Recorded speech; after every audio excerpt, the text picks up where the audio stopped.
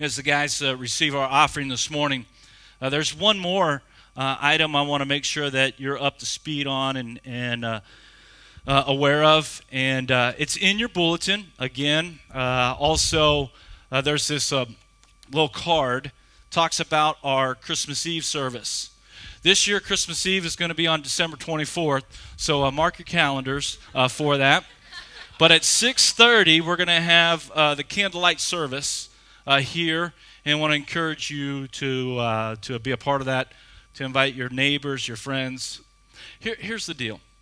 There are certain times of people's schedule, certain times of the year, and certain times of people's lives where we can leverage for the name of Christ.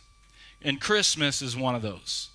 It's undeniable. Everybody understands that this month is something significantly special.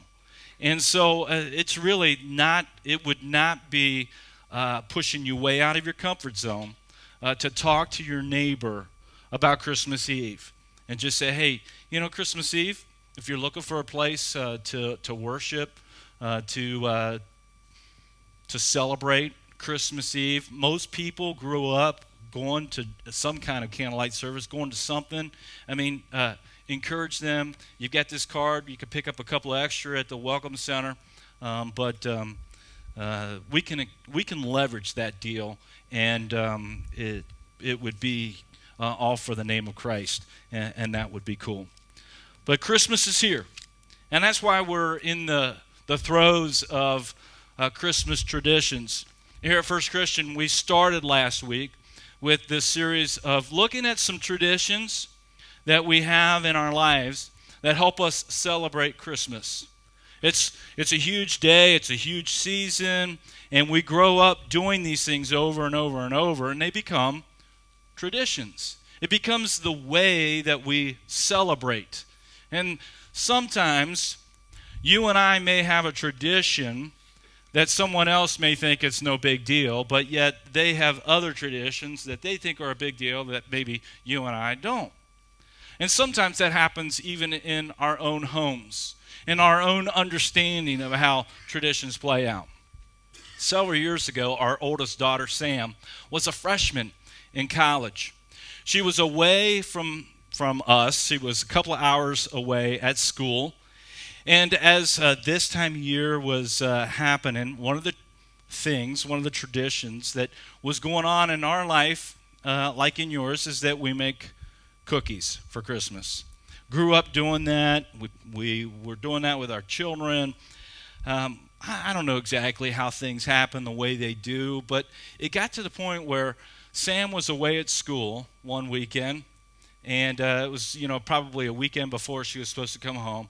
Abby, our youngest, Jen, and I, we make the cutout cookies. Now, if you've made cutout cookies, you know how this works. You get a bunch of dough together, you roll it out, and then you get the cookie cutters and ding dong, and you do that and throw them in the oven, and here we go, and you got to ice them and all that fun stuff. Well, we made, the three of us, oldest daughter off to college, absent from this routine. We made the cookies, the three of us. Jen pulls out her cell phone, takes a picture, sends a text to Sam, a couple hours away, with a text that reads something like this: "Hurry home." You would have thought we celebrated Christmas without Sam. She was not happy. "What the?" is her response. And she's like going, "I cannot believe you did that without me." And it's like, Now, as you guys get to know my wife a little bit more, you'll find out that she's all about the want to make everybody feel good, and if necessary, what do I need to do to make up for this? And making up usually is like way over the top. I'm like, the balance doesn't equal out. But she's trying to figure out, how do I make up for the Christmas cookie blunder of all blunders? And so this deal is that Sam thought coming home meant that she would come home and she would do all the things that we would do that we would do together because that's what we do together. We made a huge mistake. You know, when Bing Crosby sang the song, "I'll Be Home for Christmas," it took on significant meaning because of when it was released. It was 1942, and America was in the throes of World War II. And when he sang, "I'll be home for Christmas, if only in my dreams," the idea is that traditions are so powerful that we can just draw on a memory or a dream for them to have an incredible effect on us. And it's this idea that we want to come home to something and experience even more something special. It's very, very powerful. Well, the first Christmas had an ingredient that was all about coming home. The idea was that Luke writes in Luke chapter 2, verses 1 to 7. Grab your Bibles if you would, whether it's on your phone, on a tablet of some sort. If you're going old school like me and you've got a paper, we're looking at the hard copy here. But Luke writes about the account of Jesus' birth in this way. He begins in verse 1 and through verse 7 is what we're going to look at today. Here's what Luke writes. "In those days, Caesar Augustus issued a decree that a census should be taken of the entire Roman world. This was the first census that took place while Quirinius was governor of Syria, and everyone went to their own town to register. So Joseph also went up from the town of Nazareth in Galilee to Judea, to Bethlehem, the town of David, because he belonged to the house and line of David. He went there to register with Mary, who was pledged to be married to him and was expecting a child. While they were there, the time came for the baby to be born, and she gave birth to her firstborn, a son. She wrapped him in cloths. She placed him in a manger because there was no guest room available for them." Now, this is a part of the story that you have heard over and over. You don't even have to go to church to hear about or to have heard in the past that Jesus was born in the town of Bethlehem. I mean, there's a song, "A Little Town of Bethlehem." And we hear that Jesus was born in the town of Bethlehem. Well, what I want us to recognize is that Mary and Joseph are in Nazareth, is what Luke writes. Now, Scripture tells us that they're in Nazareth, which is actually 80 miles from Bethlehem. You may not know that that was the distance, but now you do, and so you'll pass the quiz a little bit later. But Mary and Joseph are in Nazareth. Bethlehem is 80 miles away, and they travel to get there. Now, just for a moment, I know that when you and I hear 80 miles that they traveled, that just goes right over our head. It just means nothing to us. It really does. Because some of you travel almost 80 miles one way to get to work.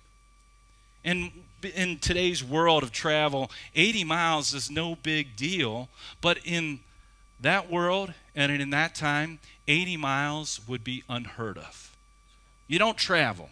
Now, I've been to Nairobi, Kenya, several years ago. I was in the slums of Nairobi where over 1 million people live. And in most third world countries, people don't travel much farther than maybe a 20-mile radius from where they live. These people in Nairobi and in other parts of the world, they would never, ever, ever travel much more than 20 miles away from where they live their entire life. Mary and Joseph are going to travel 80 miles? Now, what exactly, last week we were looking at the tradition of anticipation. If you were here, we looked at the story where in the Old Testament there was the prophecy of the Messiah was going to come. And Micah, one of the prophets from the Old Testament, wrote that he would be born in the town of Bethlehem. Well, Mary and Joseph live in Nazareth, 80 miles away. And here's what I want you to see. Now, the first thing I want you to see is that God is at work in this story. God's at work in this story. Sometimes we may think to ourselves that it just so happened. It was a coincidence that Mary and Joseph, have a baby in Bethlehem. It just so happens that they are in Bethlehem at the time of his birth. But the reality is, it doesn't just so happen, but God is at work in this story. And there's a couple of reasons that make me think that and land on that idea. Number one is that a census was taken during this time period about every 14 years.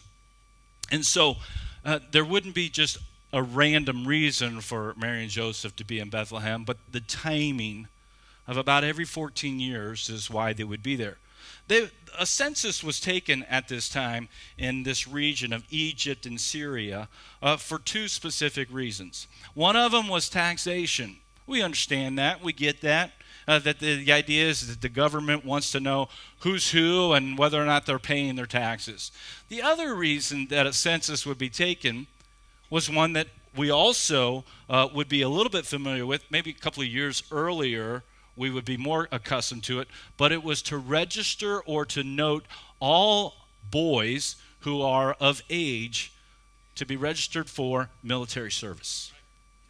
Now, Joseph is a Jew, and in this region, the Jews would be exempt from military service.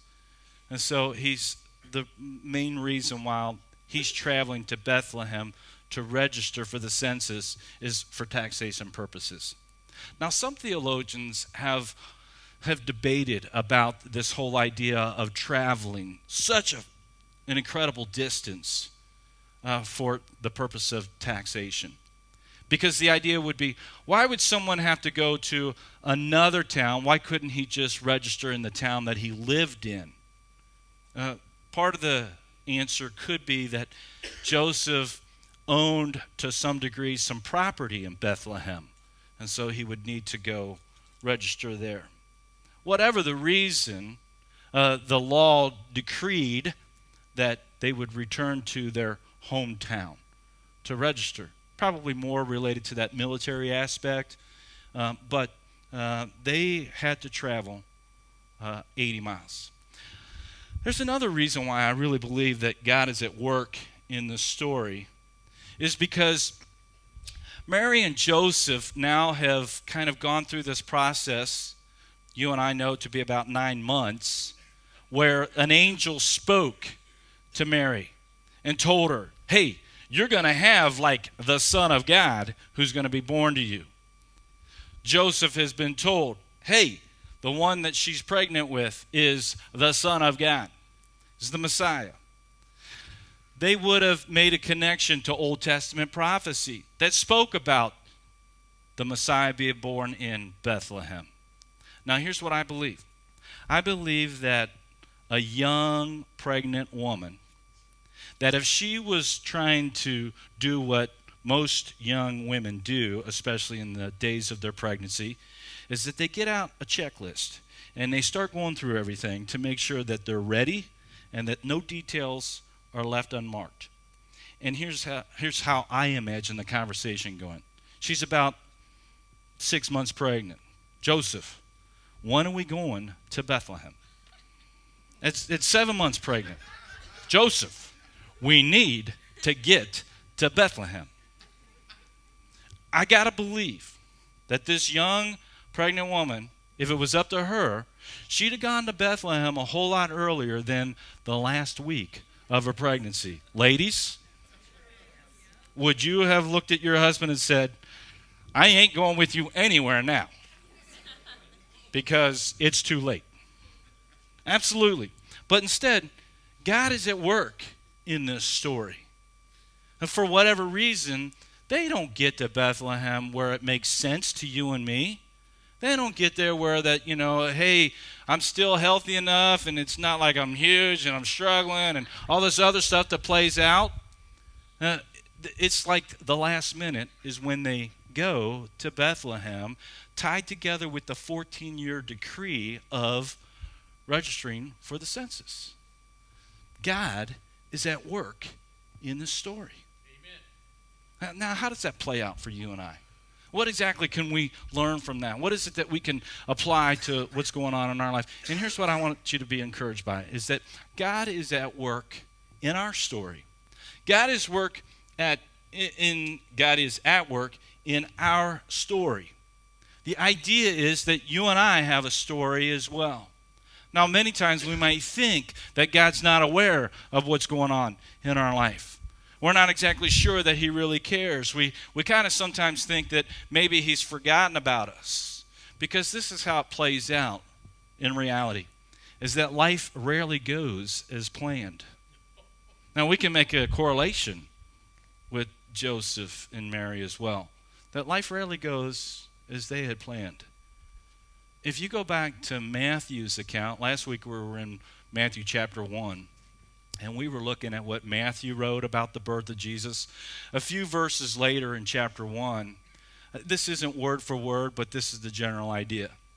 When Joseph found out that his girlfriend was pregnant, he had in mind to divorce her quietly, for he was a righteous man. Here's the definition, or here's the interpretation. Joseph is a good Jew. He fears God. And he finds out that his girlfriend, his fiancée, is pregnant. And he's like, stop the bus here. Now, according to Jewish law, we do know that it would have been okay to have her punished by stoning to death. But he chooses not to do that. Instead, he just basically has in mind to divorce her quietly.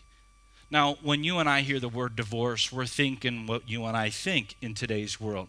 But the idea is that he was just going to break off the relationship. He was going to let go of that commitment, you know. So if the invitations were mailed and the hall was reserved, it was just kind of like, you know, it ain't going to happen. And so as he thinks to himself, I didn't plan for this.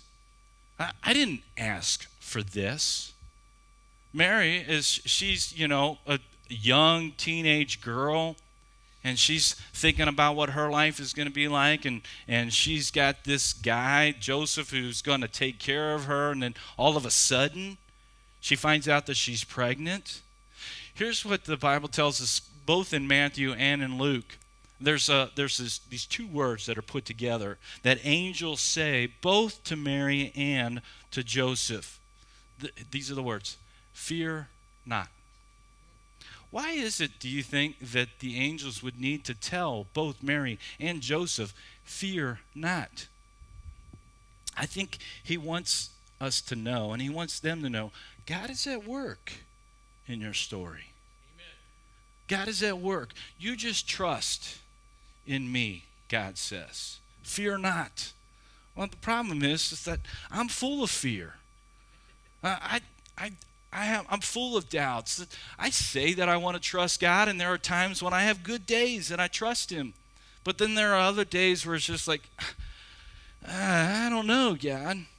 And so I start, trying to figure out putting the plans together and how to work it. You see, the reality is that sometimes there's an unexpected pregnancy. Sometimes we have people that we're related to or that we care about who do things that embarrass us, and we don't want other people to know about it. But God is at work in our story. And we need to learn to trust that he's at work and he's got this. And that we let go and we trust in what it is that he's going to do. There's lots of bad decisions that we make. There's lots of unfortunate things that happen in our life. And we would never draw it up. Even when a contract on a house goes south and it falls apart, and I'm like, come on, God, this is not what I planned. We still trust, and we still let him be God. Because I got to believe God is at work in our story. Now, when we think about the tradition of coming home, though, Let's be honest. Some of us, we don't like that idea. There are some of us who like the idea of coming home, but then there are some of us who the home we grew up in was no home to come home to. There you go. And the last thing we want to do is go home.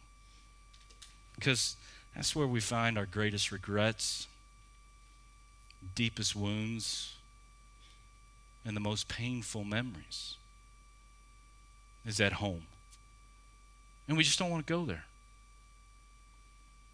You know, sometimes when we think about traditions and we think about how things play out, we have in our mind that some things were positive and some things were negative, and we try to let go of the negative things and we think about the positive things. I want to show you a couple of pictures.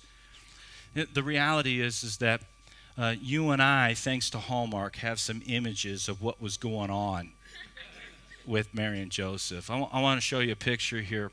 And this, whenever we think about Mary and Joseph traveling from Nazareth to Bethlehem, this is what we kind of conjure up in our mind, isn't it? Oh, look at that peaceful night. I mean, it's just serene and surreal. We've got these two, the happy couple, they're just traveling here all alone. But remember, this is 80 miles. And the reality is this is not how they probably traveled. Everywhere else in the Bible, we hear about whenever people traveled, it was a dangerous experience. In fact, when Jesus is 12 years old, remember Jesus is 12 years old, his family was in Jerusalem, they're traveling back home, and the Bible tells us that Mary and Joseph all of a sudden are like, has anybody seen Jesus? If this is how they traveled, do you think they would have noticed that Jesus wasn't with them?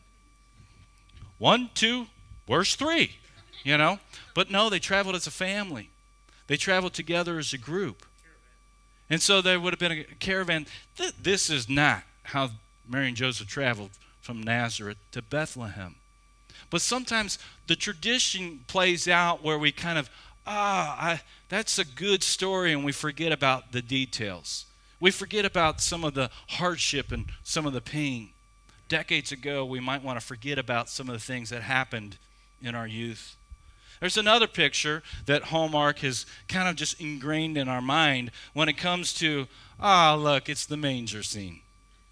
And it's this idea that you got this lean-to out in the middle of a field. Reality is that this is not exactly how it would have played out. Instead, when it talks about Joseph and Mary showing up and there's no room for them at the inn, the innkeeper would have been a business owner who would have had a place, and it's not like the Holiday Inn that you and I traveled in, okay? But he would have just had a residence, and it more of would have been where what he provides was an outside courtyard area that would have these stalls where animals would be kept by the owners, and there would be this common courtyard area, probably a fire, and people could cook there, and they would hang out. Remember, they're all in town for the decree to register for the census. So it's almost like tailgating, okay? And so they're all there, and they're hanging out, and they've traveled, many miles, and they get there. So it's not like they're coming in, and you and I, we drive to the BMV, we do our business, and we drive back home. These guys, they would have to travel, get there, rest, recoup, and then travel back home. Lots of people would have been there.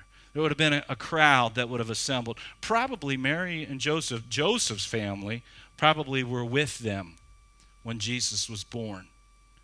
Now, you and I, we like to think about this nice, simple feeling, but the reality is that's not reality. And at Christmas time, you and I like to think about, Christmas, what a wonderful time. But for many of us, it's not reality. You are broken. You got a ton of pain. You got a ton of just struggles. It's been said that the holidays magnify emotions, whether it's positive or negative. When I think about the lonely widow. When you think about the broken marriage, when you think about the struggling student who's all alone. And the idea is God is at work in our story. And we need to trust in God. Amen. And the reason for that is because the Christmas story is God's invitation to bring our story home to his story. You see, God is at work in our story. God is at work in what's going on. And when Jesus comes, it's God's invitation. Hey, come home to me. And think about this. We sing peace on earth and goodwill toward men. That's a prophetic message that he will bring peace to men. And the idea is that God is pouring out the gift of peace. He's pouring out the gift of grace. And he's inviting us to be a part of that. The full circle is this. Before he's born, the son of David is in Nazareth. But God moves to bring the son of David to the town of David to be born in his hometown. And God is at work. God moves, and God invites you to be a part of what it is that he's doing. You see, this Christmas season, I want you to make sure that you don't miss out that God's peace is being offered to you so that we could be a part of what it is that he's doing, so that we could accept the words, fear not, but trust in me. Pray with me. You know, God, when you move, give us eyes to see. When you are still, God, may we trust that you're still at work. God, help us not to resort to trying to